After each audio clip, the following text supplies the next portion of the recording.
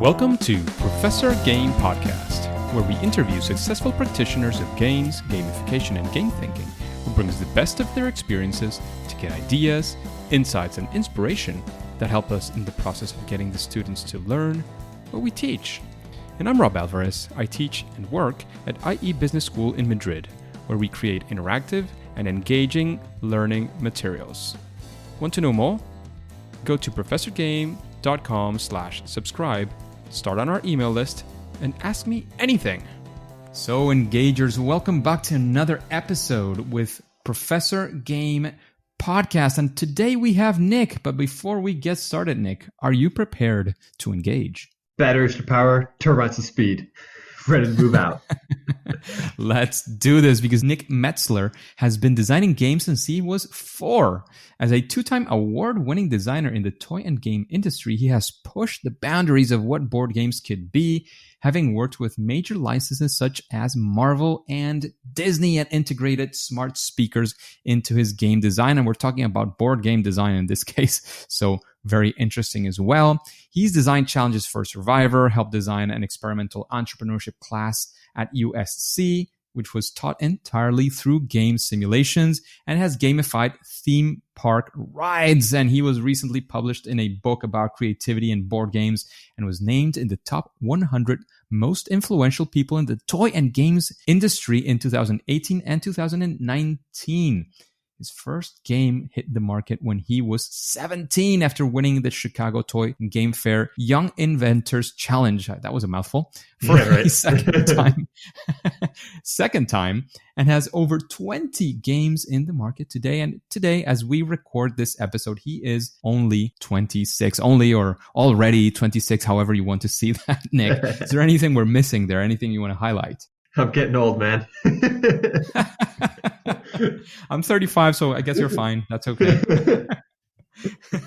So, Nick, we always like to sort of get to know a little bit more about your usual day-to-day, your routine. And I know there is all sorts of things happening in the world, which the routine is a little bit different or a lot different depending on where you're standing. What does a regular day for you, for Nick, look like today or 6 months ago, like wherever you want to take that to? Yeah, it kind of depends on if it's a weekend or a weekday, obviously. On weekdays, I'm working full-time at Spin Master. And Spin Master, for those of you who don't know, it's a massive children's entertainment company. We make Paw Patrol, Hatchimals, and all those. And so as a result, we're a pretty large board game company as well. We've kind of cornered the market on chess sets and poker sets. Any poker set you've ever bought is probably ours. Wow. In your entire life. It's wild, the market share that we've got for that. But so I'm one of the board game designers there. And so I work on a lot of different projects in that company. And so as a result of the honor of working on a lot of major licenses. So oftentimes the brand team will come to us, say that, hey, there's an opportunity here. There's something trending here. Can you make a game about it? Maybe there's a new TV show that's going to be coming out in a year. We think it's going to be big. Can you make a game about it? And so I'll sit down, I'll get out a pad of paper, I'll go outside, scratch down some thoughts, and pitch the game back to them a day later. And if they like it, then I start working with the factory. Maybe I'll talk to the retailers. I'll pitch the retailers the game, see what they're interested in, make edits, prototype some stuff, play test it, and go back and forth for a couple months, and eventually put the game into market. That sounds like a one-man band. Is that correct? No, absolutely not. This is a massive team undertaking. But fortunately, the coolest part about this company is it's like the world's largest small company. It's very entrepreneurial. And you have a lot of autonomy in terms of, what you drive to market. So as a designer, you end up touching a lot of different parts of the process. So for example, yesterday I was doing video editing to help sell the product in. But we've got a massive team that all works together in concert to really bring this vision to life. It's just that the designer is often the project manager who touches every point of the project. That sounds fantastic, very exciting, and very hands-on as well, which is very cool, especially for our conversation. And I'm guessing that you have sort of a second life as well. That's what it sounded like. Yeah, I do some stuff on the side, nothing really major. So I view games as a really cool medium that haven't really been tapped in the world today. And I want to push the boundaries of what games can be and what they're used for. And so I don't want to limit myself just to board games. There's so many more things that games can be used for, just as a behavioral tool or as a way of governance. Like it's just an incredible way of sparking intrinsic motivation, and I want to capitalize on that. Absolutely, absolutely. And that's what we're all about. Of course, we usually focus a lot on learning and education, but there are so many applications for games. And that's what we're going to be talking about today. And let's get starting very, very strong here. We want to know of a time. And again, we know you work with very large brands and corporations and your company as well. So if you don't want to name any names, that's fine. That's perfectly acceptable. As long as you sort of deal us into that story. We want to be there with you. We want to live from that lesson of fail, that first attempt in learning, that failure. How did you, sort of face it? What did you do about it? How did you come out? Or what did you learn from that? Or both, ideally. And especially we want to be there with you. We want to see all those lessons and see if perhaps we can learn a little bit from that and not apply those same mistakes in our practice.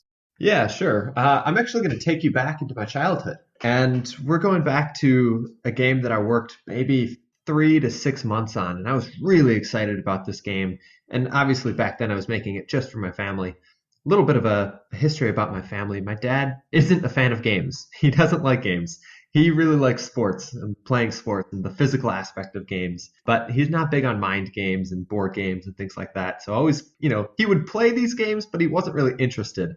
My mom was super supportive of it, so she was already all in. My sister didn't like strategy games at any point. She never liked them. She liked luck games.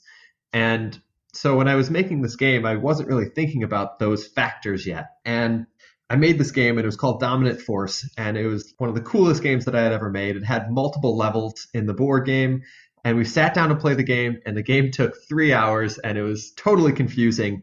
And I might have been 13 or 14 at the time or something like that. I thought this was my best game to date. Turns out, definitely not. And at that moment, my family was completely honest with me. And my dad was like, "Nick, this is the worst game you've ever produced. Like, this is not good." And my sister said that she would never play this game again because it just was terrible and it was too long. And even my mom was like, it's a little bit confusing. Like, maybe simplify it a little bit.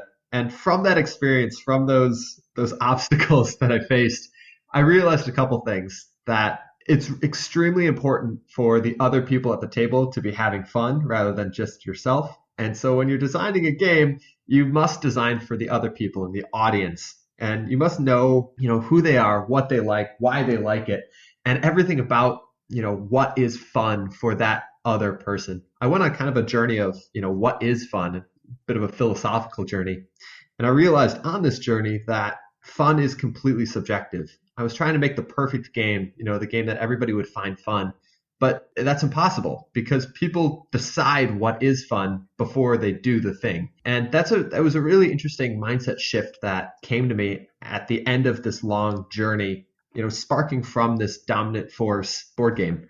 And now I use that same mindset of trying to imagine what do I want the audience to feel while they're experiencing this game, and how can I dial that in the most simple way possible? Because simplicity is really hard. It's easy to be complex, but simplicity is hard. And using that as a framework to determine what is fun for that specific audience.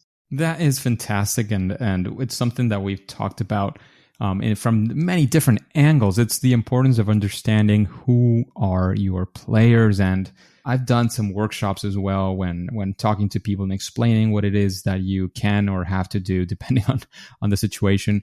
And of course, it's a hard pill to swallow sometimes. It's saying, well, before you dig into those game mechanics, all that fun that you're expecting, you have to think about the people you're designing for, because this is a design discipline. It's game design, board game design, gamification design, whatever you want to call what you're going to be doing. It is about design. And I would argue that design is always for someone or someone's, if you want to frame it that way as well. It's fundamentally important. And in your case, your audience was very well defined by 3 people: your father, your mother, and your sister. So you were basically designing for a very, very specific set of people. So that is fantastic learning, fantastic lesson. And it keeps on reminding us, and I can't say this enough, of how important it is for us to know who we are creating this for. Especially, I mean, you create a lot of entertainment games as well, and there you're sort of designing for who you want maybe your audience to be, kind of in a way. Like you're thinking, oh, the people who enjoy this would be these kinds of people. And you have a little bit of freer hand than when you're saying, well, these are my students, for example, or these are my employees and I have to design for them. So you know exactly, well, you know who they are. How they behave is a completely different thing. But I do think that the lesson, goes through every single border. So thank you very much for that story. And let's actually turn it around, Nick. I don't know if you want to talk about one of your big successes as well and tell us, the story, how you got to that. And of course, we'd like to know 1, 2, maybe 3 things that you would attribute part of that success to. And what would you say is like one of those big bangs that you got out of that? Yeah, sure. So I guess changing the topic over to serious games and focusing on a game that impacted the audience that was locked already. So when I was in college, I started an entrepreneurship fraternity. It was a co-ed professional entrepreneurship fraternity. And we were pulling together the most diverse organization ever made on campus. And this is still the most diverse organization ever on campus. But we had students from 32 different countries. We spoke collectively like 25 different languages. We spanned every single college on campus. And we were kind of the movers and shakers, the passionate people, the drivers, and we were called Sigma Eta Pi. My senior year, I was the president of that organization, and our involvement rate was extremely low. Like no one was coming to the events and things like that. And we did a deep dive on it and found out the reason was everybody was pursuing their own projects. Everybody was extremely busy. And I guess that's a byproduct of getting the most amazing people on campus because everybody's doing stuff. No one had free time. And so as a result, nobody was going to the events that we were setting up. But the coolest part about the organization was when we all got in a room and just talked and we shared ideas and synthesized new perspectives based on all the crosses of our disciplines. So we knew because I was a president, it was my job to figure out how to maintain the culture of the organization, make sure that that culture remained, even though everybody was busy. And one of the ways that we found out that we were able to do it is I implemented a game structure and made sure that the incentives were aligned correctly to create the result of everybody being in the room at the same time, multiple times, during the semester. And the easiest way that we did it was we created something called the initiative program. And you were required to be in at least one initiative during each semester. And if you weren't part of that initiative, or if you weren't part of an initiative for 72 hours, then you were just out of the fraternity completely. And so that kind of like harshness allowed everybody to, jump into an initiative. But what was really interesting about this program is how the initiatives were run. You could make up an initiative as long as you had 2 other people that wanted to do that same thing. So if you had a topic that you really cared about that didn't exist in the organization, we gave you the autonomy to run for it and to really do it as long as it had some impact in the fraternity itself. And in addition, we made every single initiative completely autonomous. So they were self-run, self-elected, and they could create their own, direction. But the internal VP was in charge of making sure that the leaders of the initiatives each submitted their goals, on time and made sure that they were actually following some sort of process. And we went from a 9% involvement rate to a 98% involvement rate over the course of one semester. And that seismic shift just really defined where Sigma Eta Pi was going to go for the next several years. And so I'm pretty proud of how the game structure worked really well because I set up incentives in such a way and I set up the rules in such a way that it became a thriving ecosystem. And it goes back to, that behavior aspect that I was talking about before. Are you able to set up the game to create, the fun aspect? Can you create an environment where fun is continually happening? And everybody loved it. Everybody had a blast. And the people that weren't interested in doing the initiatives, well, they dropped out. And it was only like 8%. So it wasn't a huge number. It's actually a very good number, very good results as well. And there you touch upon many, many important things. And one of them is that people had a lot of fun, but then also you had, it was achieving a certain objective that you went for.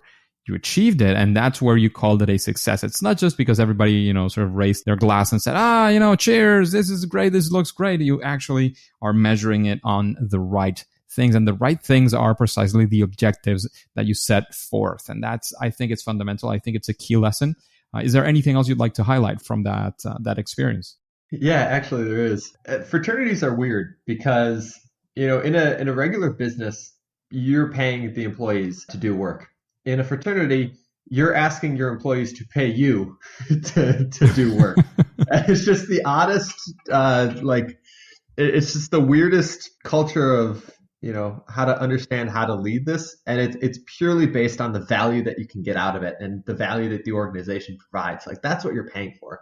There's a lot of stuff that you're saying you're paying for friends or whatever. That's not true. You're paying for the culture. You're paying for the connections of where everything can go from there and the ideas that you share together.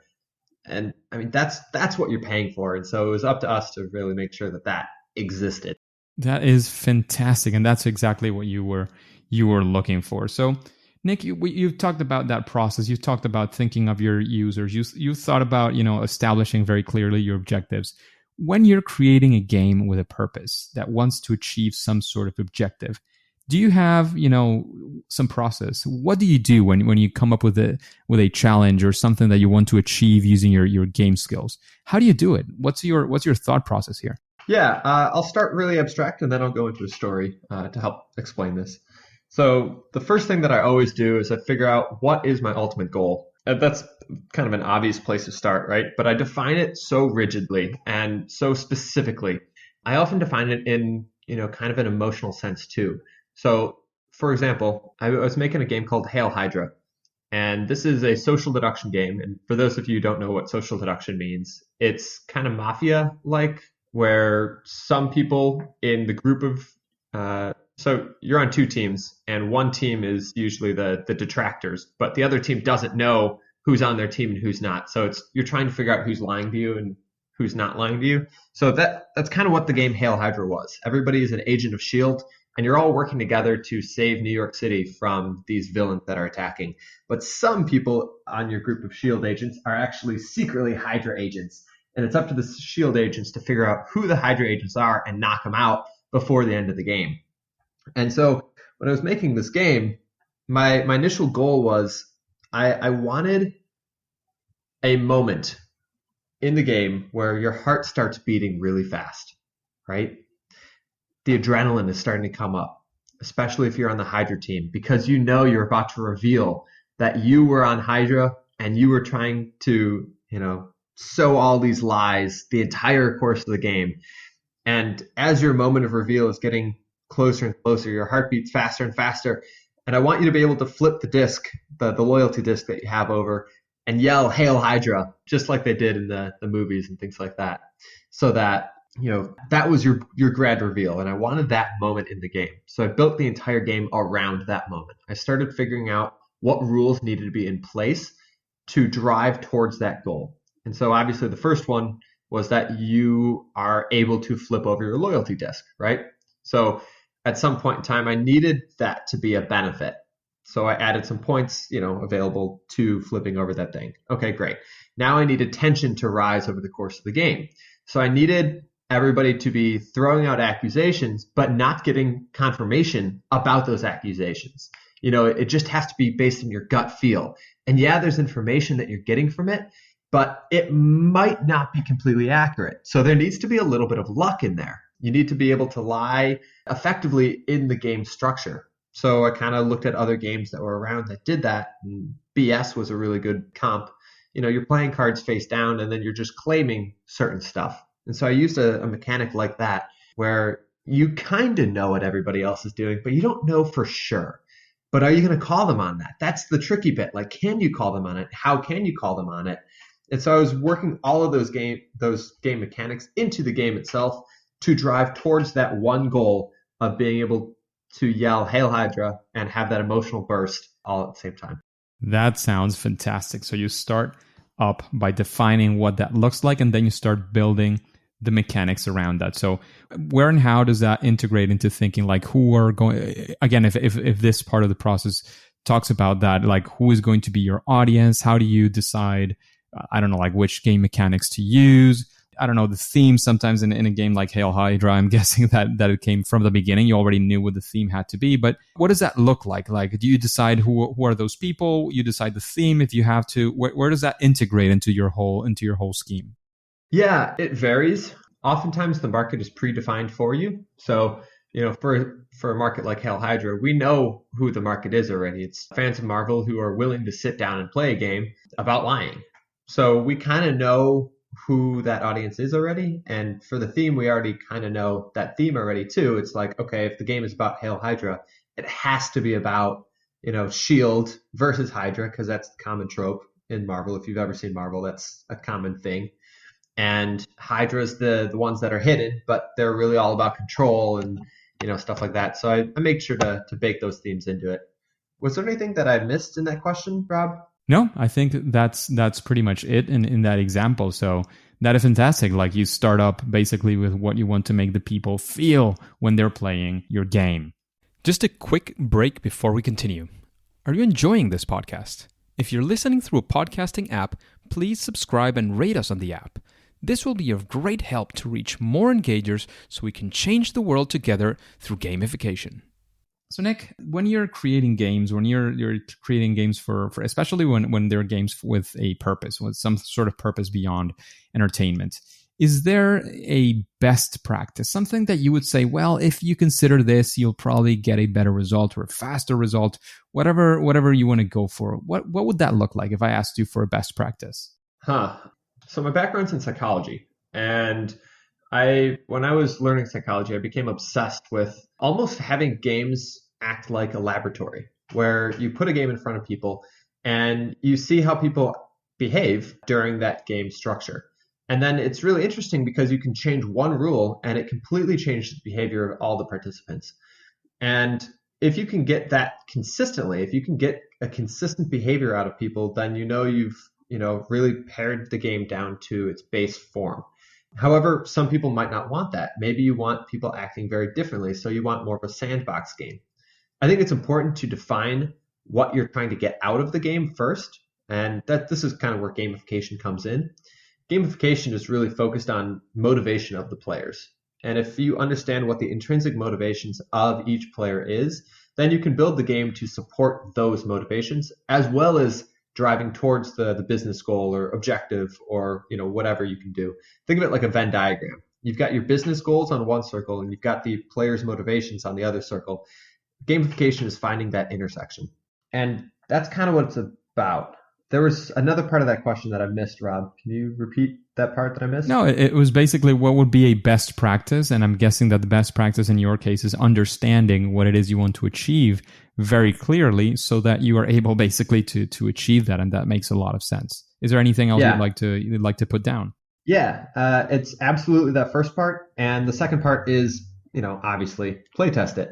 Throw it out there. See what people do. See how people react. And if you're not getting the right behavior, tweak it, right? That's on you to create the environment that will create the culture. Absolutely. So 2 best practices, and play testing is something that is easy to forget because we think we are not fallible and we happen to be humans. So play testing is our best shot at understanding what we did wrong, and we can assume from the start that there was actually something wrong already. Yeah, treat it like you're a scientist. Exactly. Come up with a hypothesis and use a null hypothesis. Don't use a regular, trying to confirm your views. Figure out how to disprove your views. Like, that's the real form of playtesting. Look at it like you are the scientist and watching a laboratory experiment, because when you do that, you're going to get so much better data. Absolutely. And you've been giving some great recommendations, but I would like to know if there's, listening to these questions, you were also recommended by a past guest, a past friend, Dustin. And, when you're listening to these things, what would with these questions, what would you think is somebody that you would like to listen to answering these questions, in this whole vibe of the podcast? Who is something that you would be curious to listen to, whether it's somebody or somebody you'd like to listen from? Yeah, there's somebody out there that is known Jane McGonigal. She is absolutely fantastic, and I'm sure some of the audience might know her because she's kind of a big name in gamification. But she focuses on serious games and games for change and ways that you can apply game thinking to spur creativity in solving the world's biggest problems, like migration crises or oil crises and things like that. And she's set up simulations where hundreds of thousands of people have participated and brought forward solutions that, we might not have even thought of until the crisis actually hit. And so, in my opinion, she's really showing what games can be as well as a way to just, harvest human creativity and figure out protocols that we can use to handle crises before the crisis even happens. And I think that is really a powerful tool to help society move forward and help our species survive. Absolutely. Absolutely. And actually, Jane McGonigal, funny enough, was the first person to be sort of requested in episode 1. Well, there you go. Yeah.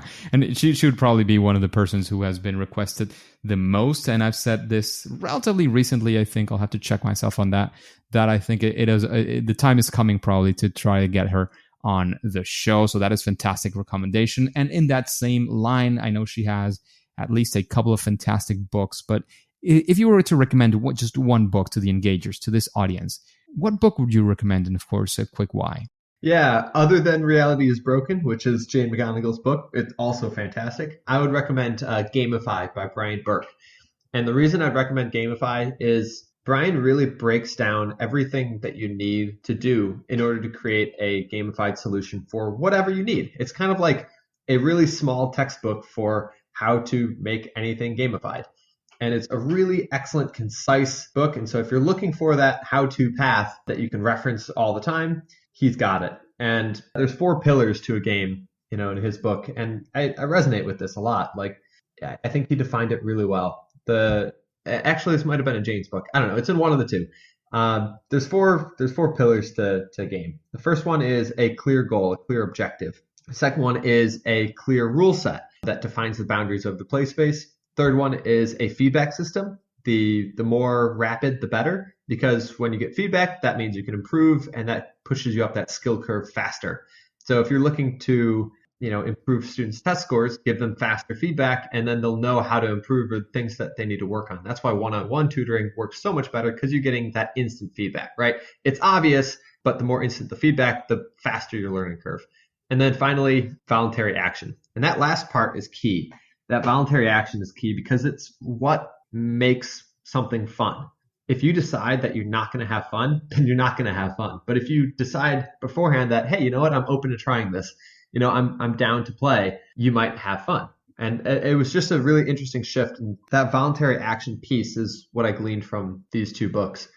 And that was the piece that I think I was missing before. Absolutely. The voluntariness of games and how they are voluntary. There are caveats to this, of course, because sometimes what you have to create is something that is semi or completely mandatory for example, for employees or for students.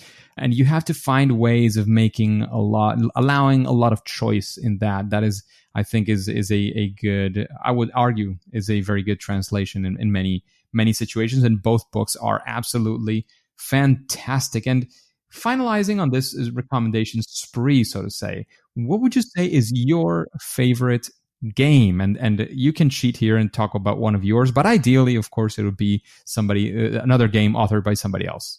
Yeah, really, really quick before I jump into that, I wanted to touch one more last piece on the voluntary action bit. Absolutely. Going back to my example about Sigma Eta Pi in college, the voluntary action there was choosing which initiative you wanted to be a part of. And if you didn't have one that you could find, you could make one up yourself. That's the voluntary action. That's what made it fun.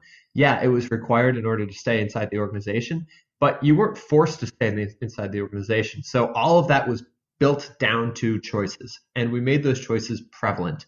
And we told you about those choices, and we made you feel that you had autonomy. And so I think that was the key to it right there.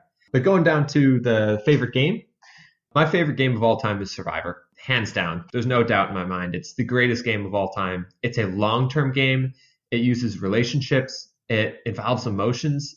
Sometimes it's even a spiritual journey for people. It changes people's lives. It's high stakes. It's on an island. It's so cool. The challenges that you're doing is intense. You're mentally deprived, sleep deprived, socially deprived, physically deprived. Like, there's so many factors that are all coming together all at the same time. It just makes the ultimate game, in my opinion. That is a fantastic game as well. So heads up for that recommendation. If you haven't seen it, it is absolutely fantastic. And what would you Oh, say? and it's gotten a lot better too.